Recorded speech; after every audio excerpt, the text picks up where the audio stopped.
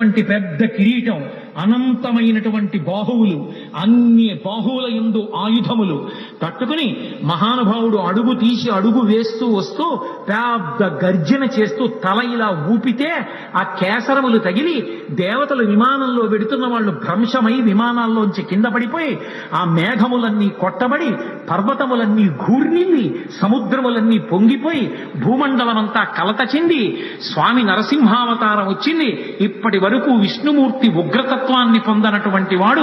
అపారమైనటువంటి కోపంతో తన యొక్క పరమభక్తుడైనటువంటి ప్రహ్లాదుణ్ణి హిరణ్యకశపుడు నిగ్రహించాడన్న కోపాన్ని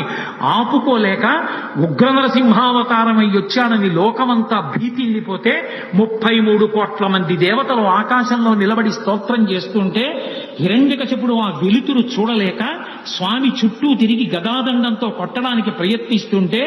దేవతలు విడిచిపెట్టకుండా